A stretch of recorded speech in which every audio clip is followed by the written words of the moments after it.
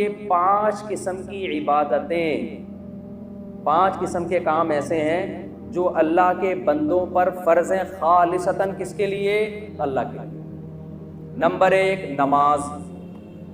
آپ مجھے بتاؤ نماز جیسی عبادت آپ کو دنیا میں کسی مذہب میں نظر آتی ہے کیا؟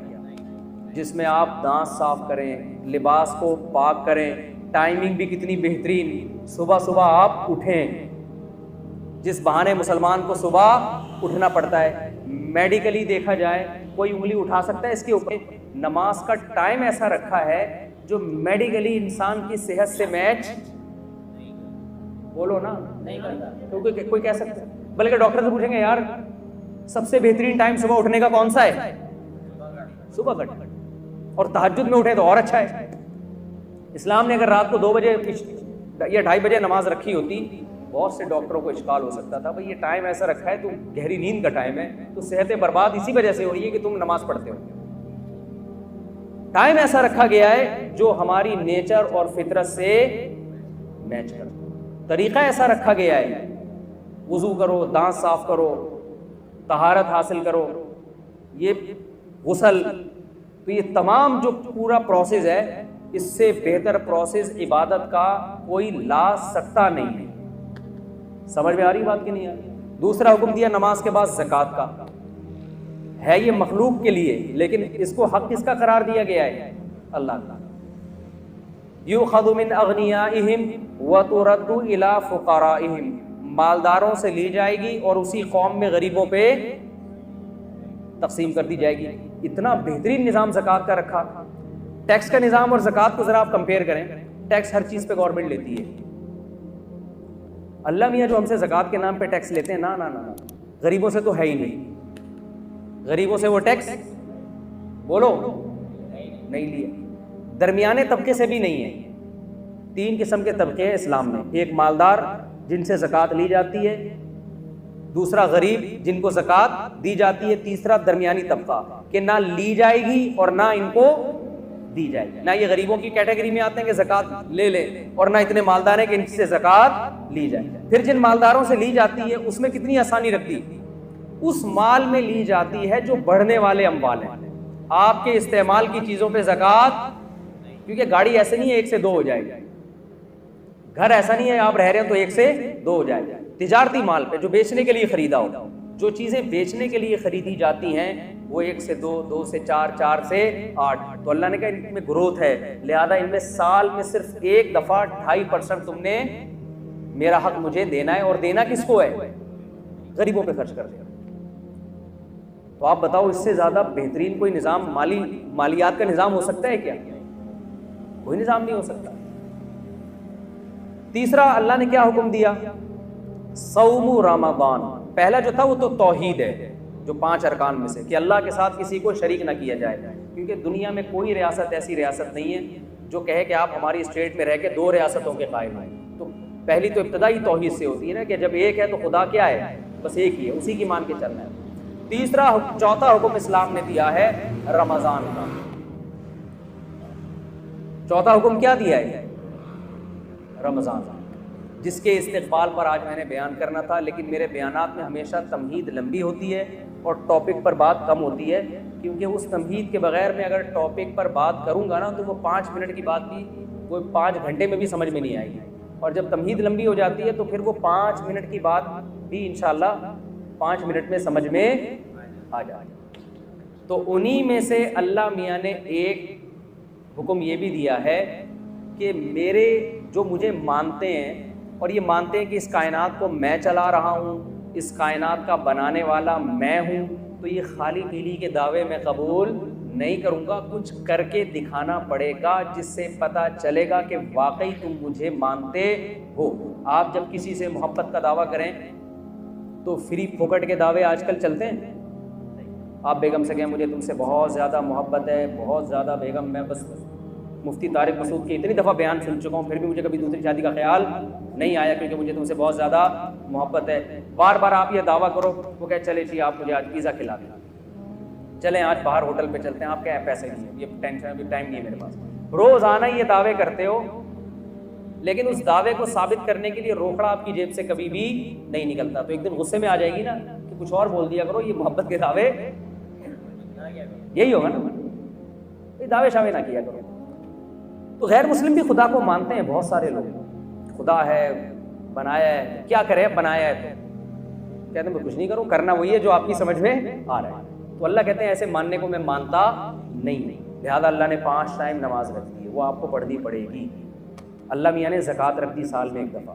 اللہ میاں نے رمضان کے بولو روزے رکھے, کہ یہ ثبوت دینے کے لیے نا کہ ہم خدا کو مانتے ہیں. آپ کو 1 مہینہ صبح صادق سے لے کے غروب آفتاب تک بھوکا پیاسا رہنا پڑے گا. اس میں یہ چھوٹ رکھ دی کہ بیمار اور مسافر اس سے کیا ہیں مستثنی. یہ بھی نیچرل ہے, ورنہ بیماروں کے لیے کتنا بڑا عذاب بن جاتا ہے رمضان کا روزہ, کتنی بڑی ٹینشن بن جاتی ہے. تو وہ دو کو کیا کر دیا کہ خارج کر دیا, آسان رکھا اس کو. لیکن خوب سمجھ لیں اللہ کے احکام آسان تو ہوتے ہیں لیکن اس میں لچک نہیں ہوئی. مثال کے طور پر وضو کے لیے پانی نہیں ہے تو تیمم کرنا پڑے گا آپ کو. ایسا نہیں ہو سکتا کہ آپ کہیں کہ یار چلو وضو کے لیے پانی جب ہے ہی نہیں تو تیمم میں 2 دفعہ ہاتھ ہی مٹی میں مارنا ہے, چھوڑو ایسے ہی نماز پڑھ لو. آپ کچھ بھی کریں گے ایسے نماز آپ کی قبول نہیں ہوگی. اور یہ بھی نہیں ہو سکتا کہ یار چلو چھوڑ دو, آج چھوڑنے کا آپشن بھی نہیں ہے. یعنی یہ تو کر دیا سفر میں 2 رکعتیں پڑھ لیں آپ, لیکن چھوڑنے کا آپشن نہیں رکھا. چھوڑنے کے لیے میدان جنگ میں لڑ بھی رہے ہو تو نماز کے ٹائم پہ آپ کو نماز پڑھنی پڑے گی. طریقہ بدل دیا کہ گھوڑے پہ سوار ہو تو وہی سواری پہ پڑھ لو.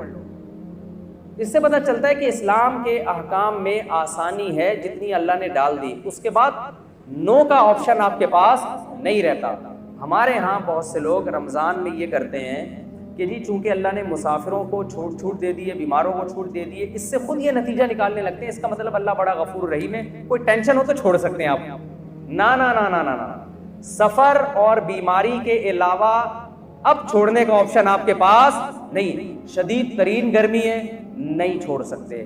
آپ مزدور ہیں, آپ نے دوپہر گرمی میں کنواں کھودنا ہے تو بھی آپ رمضان کا روزہ نہیں چھوڑ سکتے. یہ اس عذر کو عذر مانا نہیں گیا ہے. لوگ اکثر ہم سے پوچھتے, گرمی کے روزوں میں خاص طور پہ زیادہ پوچھا کرتے تھے کہ ایک مزدور دوپہر کو کدال چلاتا ہے, کنواں کھودتا ہے, وہ تو ناممکن ہے کہ رکھے وہ روزہ, وہ تو مر جائے گا پیاس سے. میں اس سے کہتا تھا بھائی یہ چونکہ میرا مذہب میں بنایا ہوا دین تو ہے نہیں, ہوتا تو اسمبلیوں میں تو قانون ہو جاتا ہے نا کہ یار یہ تھوڑی پبلک کو ٹینشن ہو رہی ہے. دیکھو رسول اللہ صلی اللہ علیہ وسلم کے دور میں خاتون آئی, انہوں نے کیا کہ یا رسول اللہ میرے شوہر نے مجھے ایک ایسے الفاظ بولے جس سے زمانے جاہلیت میں یہ سمجھا جاتا تھا کہ طلاق ہو گئی ہے, حالانکہ وہ ایسا نہیں تھا, زہار جسے کہتے ہیں. تو نبی صلی اللہ علیہ وسلم نے فرمایا میں تمہارے لیے کوئی رخصت نہیں پاتا, طلاق ہو گئی ہے, بیوی حرام ہو گئی ہے نا. تو وہ عورت اللہ سے دعائیں مانگتی رہی, دعائیں مانگتی رہی, دعائیں مانگتی رہی. آسمان سے وحی نازل ہوئی کہ ان الفاظ سے طلاق نہیں ہوتی بلکہ کفارہ دینے سے کفارہ دے دیں گے تو نکاح ان کا باقی ہے. اس سے میں کیا پتہ چلتا ہے کہ رسول اللہ صلی اللہ علیہ وسلم نے اس خاتون کو یہ نہیں کہا میں مشورہ کر کے قانون چینج کر دیتا ہوں, تمہاری ٹینشن مجھ سے دیکھی نہیں جا رہی تو میں صحابہ کو بلاتا ہوں, ایسا کرتے ہیں ہم کچھ اس پہ غور و فکر کر کے سوسائٹی کے حساب سے اس کو ذرا طلاق کے حکام میں کچھ چینجنگ لے آتے ہیں. نا نا نا نا, اللہ میاں نہیں چینج کر دیا تو ہو گیا, خود سے نہیں ہوتا. تو خوب سمجھ لیں مفتی کا کام لوگوں کو اللہ کا قانون بتانا ہے, سوسائٹی کے حساب سے چینج کر کے اس کو ایسا بنا دینا کہ اس میں سوسائٹی اس کو قبول کر لے. یہ مولانا صاحب کے بولے نا, یہ نہیں بس نہیں. لوگ ہم سے پوچھتے ہیں نا 3 طلاقیں دے کے بہت پوچھ رہے تھے, کوئی گنجائش نہیں. بھائی ہمیں تو وہ رو رہے ہوتے ہیں, بلک رہے ہوتے ہیں, بھائی ہمارا تو ہم تو پیغام پہنچا دیں گے, اللہ میاں نے جب آپشن رکھا ہی نہیں ہے تو ہم کیا کریں. آپ ابھی اللہ میاں سے جا کے لڑ لینا قیامت کے دن. تو یہاں بھی یہی مسئلہ ہے کہ اسلام نے نا روزہ چھوڑنے کا آپشن بیمار اور مریض کے علاوہ کسی کے لیے نہیں رکھا. اب لوگ کہہ رہے ہوتے ہیں مزدور بیچارہ کیا کرے, تو ہم اس سے کہتے ہیں کہ دیکھو ہمیں اسلامی قانون میں یہ ملتا ہے کہ مزدور اگر صحت مند ہے, سفر میں نہیں ہے, تو ملازمت تو سب کی الگ الگ ٹائپ کی ہوتی ہے نا. کوئی ایئر کنڈیشن میں بیٹھ کے جاب کرے گا, کوئی جناب گڑھا کھودے گا. تو اب ایسا کوئی اسلام نے معیار نہیں رکھا کہ جس کو 1 گھنٹہ مزدوری کرنی ہے تو وہ روزہ چھوڑ سکتا ہے, جس کو 2 گھنٹے کرنی ہے یا آدھے گھنٹے کرنی ہے وہ نہیں. ایسا ہی کچھ نہیں ہے, سب کے لیے برابر ہے. ہاں یہ ضرور ہے کہ روزہ وہ رکھے, اور اگر حالت غیر ہو جائے روزہ رکھ کے, ناقابل برداشت حالت ہو جائے تو پھر توڑنے کی اجازت ہے. بیمار ہونے کا خطرہ ہو. کیونکہ جیسے بیمار کو روزہ چھوڑنے کی اجازت ہے ایسے ہی بیماری کے خوف میں آپ کو روزہ توڑنے کی بھی بولے نا بھائی اجازت. جیسے شوگر کے پیشنٹ نے روزہ رکھ لیا, بعد میں دیکھا شوگر بہت ڈاؤن ہو رہی ہے, حالت خراب ہو رہی ہے, تو روزہ وہ توڑ سکتا ہے.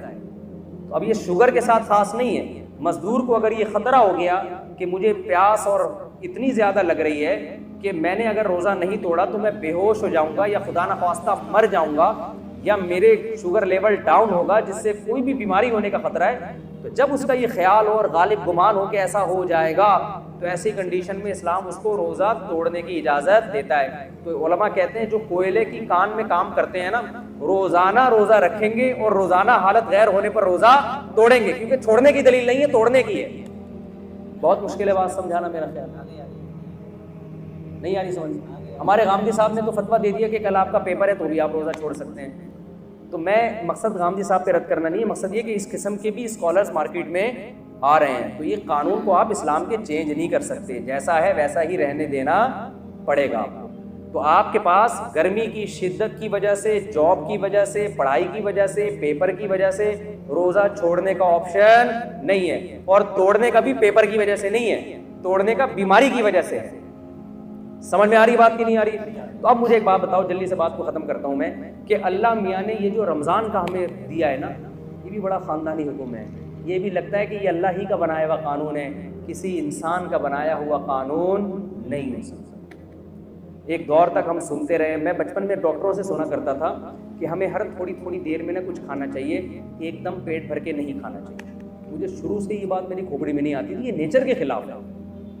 ڈاکٹر صاحب کے پاس گئے, میرا پیٹ خراب ہے, انہوں نے کہا, ڈاکٹر صاحب نے کہا کہ دیکھیں تھوڑا سا کھائیں دھونے والے, پھر آدھے گھنٹے بعد پھر تھوڑا سا کھائیں, 2 یا 3 جتنے افورڈ کر سکیں, پھر تھوڑا کھائیں. میں نے کہا ڈاکٹر صاحب ہماری بکری کو تو میں نے اس اسٹائل میں دیکھا ہے, کبھی کسی انسان کو میں نے اس طرح کھاتا ہوا نہیں. اگر یہ نیچرل ہوتا تو سب سے پہلے محمد صلی اللہ علیہ وسلم کا طریقہ ہوتا, جو اللہ کے پیغمبر تھے. آپ کا کوئی کام نیچر کے خلاف نہیں تھا. وہاں تو 2 کھانے ملتے ہیں, ناشتہ بھی نہیں ملتا ہمیں. بک رہتا ہوں عشیہ, آپ صلی اللہ علیہ وسلم دوپہر سے پہلے کھایا کرتے تھے صحابہ کے دور میں, اور مغرب کے بعد کھایا کرتے تھے. یہ 2 ٹائم تھے کھانے کے. ناشتے کا لفظ عربی ڈکشنری میں آپ کو نہیں ملے گا, حالانکہ عربی بڑی فصیح اور بلیغ زبان ہے. فطور جو آج عربی میں ہے یہ جدید عربی میں ہے, فطور ناشتے کو کہتے ہیں. قدیم عربی میں ناشتے کا لفظ بولیں نہیں. بلکہ میں اور آپ کی جنرل نالج کے ایک بات بتاؤں, انگریز کے بر صغیر میں آنے سے پہلے آپ کو اپنے باپ دادا کی ڈکشنری میں بھی ناشتے کا لفظ نہیں ملے گا. یہ انگریزوں نے ناشتہ متعارف کروایا ہے. سمجھ میں آ رہی ہے بات کہ نہیں آ رہی؟ تو یہ تھا ہی نہیں, یہ مسلمانوں میں آیا گوروں کے آنے کے بعد ہے. چائے بھی, سگریٹ بھی, گٹکے بھی, پان بھی, یہ ساری چیزیں یہ انگریزوں کے آنے کے بعد آئی ہیں. ورنہ مسلمان کلچر ان تمام چیزوں سے کیا تھا, پاک تھا. وہ جانتے ہی نہیں تھے یہ کیا ہو. تو چائے پیئے نہ, میں بھی پیتا ہوں, میں یہ نہیں کہ چھوڑ دیں آپ, پیئے نہ پیئے وہ آپ کا ہیڈیک ہے. بتانے کا مقصد یہ کہ یہ ساری چیزیں یہ بعد میں آئی ہیں, یہ ہمارا کلچر نہیں ہے. تو ان میں ناشتہ بھی بعد میں آیا ہے. 2 ٹائم کا کھانا ہے. اب سنا ہے ڈاکٹر یہی کہہ رہے ہیں کہ 2 ٹائم کھایا کرو, تمیز کا کھانا یہی ہوتا ہے 2 ٹائم. واللہ عالم, یہ ڈاکٹروں کی فیلڈ ہے کہ ڈاکٹر صاحب سے پوچھیں آپ. تو اب آپ کو پتہ ہے مسلم فاسٹنگ کے نام پہ ایک بڑی تحریک چل رہی ہے ڈاکٹروں کی طرف سے. 16 گھنٹے کی فاسٹنگ, خاص طور پر جن کے ویٹ زیادہ ہیں. زیادہ تر تو کے ویٹ کیا ہیں, زیادہ ہی ہے نا میرا خیال. میں نے بہت کم لوگ دیکھے کولیسٹرول کی کمی ہو جن میں, ایسے بہت دیکھیں. اچھا آپ جتنے لوگ مر رہے ہیں, مجھے ایک بات بتاؤ, کوئی ڈاکٹر صاحب بیٹھے تو ان سے پوچھیے گا کوئی ایک بندہ دکھائیں ہسپتال میں جو خوراک کی کمی سے مر رہا ہو. کوئی ہے ایسا بندہ؟ کتنی مہنگائی ہو جائے, کتنی غربت ہو جائے, ڈالر کتنا ہی اوپر چلا جائے, پھر بھی بھوک سے مرنے والوں کا ریشو ہمارے سوسائٹی میں کم ہے, کھا کے مرنے والوں کا ریشو. تو ہمیں جو حکم دیا ہے نا اس میں روحانی قوت بعد میں ہے, ہمارے جسم اور باڈی کا فائدہ پہلے ہے. علماء ایک زبردست بات کہتے ہیں کہ مال کی زکوٰۃ پیسہ ہے, باڈی کی زکوٰۃ کیا ہے, بولیں جیسے مال کی زکوٰۃ دینے سے حدیث میں آتا ہے کہ یہ میل کچیل ہے جو آپ کے مال سے نکل جاتا ہے. تو اسی طرح باڈی کی زکوٰۃ سے بھی آپ کی باڈی کا میل کچیل کیا ہوتا ہے؟ روزے کے ذریعے نکل جاتا ہے۔ یہ اللہ کی بہت بڑی ہم پر نعمت اور رحمت ہے۔ اور اس میں یہ تو جسمانی فائدہ ہے، روحانی فائدہ کیا ہے؟ یہ بہت اہم ہے۔ قرآن کیا کہتا ہے؟ لعلکم تتقون، اے ایمان والوں تم پہ روزے فرض کیے گئے تاکہ تمہارے اندر تقوی پیدا ہو۔ تقوی عربی میں کہتے ہیں بچنے کو۔ دیکھیں آج کامیابی اسے سمجھا جاتا ہے کہ آپ کی ساری خواہشات پوری ہو جائیں، یہ بہت بڑی بھول ہے۔ جن لوگوں کی ساری خواہشات پوری ہوتی ہیں وہ ڈپریشن کے مریض بنتے ہیں اور بالآخر وہ خودکشی کی طرف ان کی طبیعت مائل ہوتی ہے۔ انسان کی باڈی کو اللہ نے ایسا بنایا ہے کہ ایک خواہش پوری ہوئی وہ 4 خواہشیں پیدا کر کے ختم ہوتی ہے، پھر وہ 4 خواہشیں پوری ہوئی تو ایسا نہیں کہ اطمینان ہو جائے، وہ 4000 خواہشیں پیدا ہو چکی ہوتی ہیں۔ ما قضى احد منها لبانته ولن انتهى عرب الا الى عربی، شاعر کہتا ہے دنیا میں کسی کی ایک خواہش پیدا ہوتی ہے، ہزاروں انڈے بچے دے کے جاتی ہے وہ خواہش، تو پھر ایک اسٹیپ ایسا آتا ہے کہ آپ کی ایک خواہش بھی اگر پوری نہ ہو تو آپ اسٹریس اور ڈپریشن میں جانے لگتے ہو اور آپ کو خودکشی کے خیالات آنا شروع ہو جاتے ہیں۔ یورپ میں آپ جائیں، جس ملک میں سب سے کم ٹینشن ہے وہیں ٹینشن کا ریشو سب سے زیادہ ہے۔ نہیں آ رہی بات میرا خیال ہے؟ آپ کی ساری خواہشات اگر پوری ہو جائیں نا تو اس سے ٹینشن کبھی بھی ختم نہیں ہوتی۔ اس سے ٹینشن کیا ہوتی ہے؟ کیونکہ آپ میں مزید خواہشات جنم لیتی ہیں اور آپ کے اندر جو ریزسٹنٹ پاور ہے نا خواہشات پہ کنٹرول کرنے کی، اپنی منمانی زندگی کے خلاف چلنے کی، وہ صلاحیت آپ کے اندر ختم ہو جاتی ہے۔ روزہ آپ میں یہ کوالٹی پیدا کرتا ہے کہ آپ کی چاہتوں کے خلاف چلنے پر آپ کو مجبور کرتا ہے، جس سے آپ کے اندر اپنی خواہشات کو کنٹرول کرنے کی صلاحیت پیدا ہوتی ہے۔ کیونکہ انسان کی جو سب سے بڑی اور نیچرل خواہش ہے نا، جسے ہر شخص بلکہ ہر جانور بھی پورا کرنا چاہتا ہے، وہ ہے کھانا اور پینا۔ ہر چیز انسان سے برداشت ہوتی ہے، کھانے اور پینے کی چاہت پہ کنٹرول کرنا انسان سے برداشت نہیں ہوتا۔ سمجھ میں آ رہی بات کی؟ تو اسلام نے 1 مہینے کے لیے کیا کہہ دیا؟ جو آپ کی سب سے مرغوب چیز تھی نا کھانا اور پینا، اسی پہ پابندی لگا لیں۔ تبھی آپ دیکھیں روزے میں کتنا عجیب سا ہوتا ہے انسان، صبح آفس جانے کا دل نہیں کر رہا کیونکہ وہ جو چائے پی کے جانے کی عادت تھی وہ چائے کیا ہو گئی، اور ٹائم کیسا رکھا ہے کھانے پینے کا؟ ایسا ٹائم کھانے کا رکھا ہے جو دنیا میں کوئی بھی اس ٹائم پہ نہیں کھاتا۔ یعنی اللہ میاں نے اجازت دے بھی دی نا کھانے کی تو ایک سحری کے ٹائم پہ کھاؤ۔ آپ مجھے بتاؤ، آپ اپنے بچے کا ولیمہ کر رہے ہو، لوگوں کو کارڈ چھپاؤ، لوگ پوچھیں بھائی کتنے بجے آنا ہے، آپ کہہ سکتے ہو بھائی 2 بجے کھانا ہوگا، 4 بجے بھی ہو جاتا ہے، لوگ عصر کے بعد بھی کر دیتے ہیں یا چائے سموسے ہو جائیں گے، آپ رات کو بھی لیٹ نائٹ بھی کر دیتے 12:30، کبھی آپ نے دیکھا 3:30 بجے آپ نے کارڈ پہ چھپایا ہوا ہے؟ یہ ہمارے بچے کی شادی ہے، ولیمہ ہے، اور ٹائم کیا ہے صبح، تو آپ کہو گے بھائی آپ کھاؤ، آپ کا بچہ کھائے، ہم اپنے گھر میں عزت کے ساتھ سو رہے۔ کتنی ٹینشن دے دی اللہ تعالیٰ نے کہ کھانے کی ٹائمنگ ایسی رکھی ہے کہ دنیا میں کوئی بھی اس ٹائم پہ کھاتا نہیں ہے، تاکہ یہ اپنی خواہشات کے خلاف چلے۔ 1 مہینہ کی یہ ٹریننگ ہے۔ اور ایک گورے نے بتایا، ہمارے ایک ریلیٹیو، گورے نے پوچھا نا تم روزہ کیوں رکھتے ہو؟ انہوں نے کہا کہ یار پوری دنیا کے مسلمان رکھتے ہیں۔ اس نے کہا یار یہ عقل سے بالاتر ہے کہ اتنی ٹینشن کروڑوں لوگ 1 مہینے تک، جبکہ گورنمنٹ کی طرف سے کوئی لا بھی نہیں ہے، اس پر عمل کیسے کر لیتے ہیں؟ میں آپ کو دعوے سے کہتا ہوں اگر اسلام یہ حکم نہ دیتا نا اور یونائٹڈ نیشن کی طرف سے لا پاس ہو جاتا کہ پوری دنیا میں صرف 1 کروڑ لوگ 1 مہینہ بھوکے رہیں گے، میں کہتا ہوں 1 کروڑ تو دور کی بات، 1 لاکھ بھی اس قانون پہ عمل نہ کرتے، چاہے کتنے انعامات لگا دیتے۔ یہ آسان کام نہیں ہے، یہ محمد صلی اللہ علیہ وسلم کی صداقت کا پر لوگوں کو اطمینان ہے کہ آپ نے جو آرڈر دیا یہ آرڈر کس کی طرف سے ہے؟ خدا کی طرف سے۔ تو یہ جب تک اللہ کا کانسیپٹ نہ ہوتا اور اللہ کے اجر کا تصور نہ ہوتا، کروڑوں لوگوں کا 1 مہینے تک اپنے لائف اسٹائل کو چینج کر دینا یہ ممکن نہیں، ایسا آرگنائز ہونا ممکن ہی نہیں تھا۔ تو رمضان خود اسلام کے اور محمد صلی اللہ علیہ وسلم کے برحق ہونے کی ایک بہت بڑی دلیل ہے۔ اب آخری بات یہ کہ اللہ نے ہمیں ہماری خواہشات پہ جو کنٹرول کروایا ہے رمضان میں، اس کی حکمت اللہ نے بیان کی تاکہ تمہارے اندر برائیوں سے بچنے کی صلاحیت پیدا ہو جائے۔ لیکن افسوس کے ساتھ یہ کہنا پڑتا ہے کہ جیسے ہم رمضان سے پہلے ہوتے ہیں رمضان کے بعد بھی بالکل ایز اٹ از اسی طرح ہوتے ہیں، 1.001% بھی ہم میں چینجنگ نہیں آتی۔ اس کی وجہ یہ ہے کہ ہم رمضان کو رمضان سمجھ کے اور اس کی حکمتوں کو سامنے رکھ کے گزارتے ہیں۔ تو اس رمضان میں میں اور آپ یہ ارادہ کر لیں کہ ہم ٹریننگ کی نیت سے انشاءاللہ اس رمضان کو گزاریں گے۔ ہم کہیں گے اے اللہ جو چیزیں حلال تھیں اور انتہائی مرغوب تھیں، ہم جب تیری خاطر اس کو چھوڑ رہے ہیں تو ہم یہ پریکٹس اس نیت سے کر رہے ہیں تاکہ جو چیزیں حرام ہیں اور ان کا چھوڑنا روٹی چھوڑنے سے آسان بھی ہے، ہم پورے سال ان حرام چیزوں سے انشاءاللہ بچنے کی کوشش کریں گے۔ اس نیت سے رمضان آپ گزاریں گے تو انشاءاللہ رمضان آپ کی زندگی میں چینجنگ لے کر آئے گا۔ اور اگر یہ نیت نہیں کریں گے تو روزے تو آپ کے انشاءاللہ ہو جائیں گے، لیکن جو روزوں کا مقصد ہے وہ حاصل نہیں ہوگا، کولیسٹرول کم نہیں ہوگا، باقی مقصد کہاں سے حاصل ہوں گے؟ دیکھیں فاسٹنگ سے ہی ہوتا ہے نا، آپ نتھر جاتے ہیں لیکن رمضان میں نہیں نتھرتے۔ اس کی وجہ یہ ہے کہ جو آپ نے صبح سے لے کے شام تک پرہیز کیا ہے، وہ افطاری میں جو کھانے کی اسپیڈ اور جس قسم کی چیزیں کھائی جا رہی ہوتی ہیں، تو رمضان میں جو مادی حکمتیں ہیں ان حکمتوں کی ایسی کی تیسی ہو جاتی ہے۔ تو جیسے مادی حکمتوں کی پکوڑے کھانے اور سموسے کھانے سے ایسی کی تیسی ہوتی ہے، روحانی حکمتوں کی ایسی کی تیسی اس سے بھی زیادہ ہوتی ہے۔ تو ہم نے مادی طور پہ بھی اپنے آپ کو پہ کنٹرول کرنا ہے اور روحانی طور پہ بھی اپنے آپ پہ کنٹرول کرنے کی کوشش کرنی ہے۔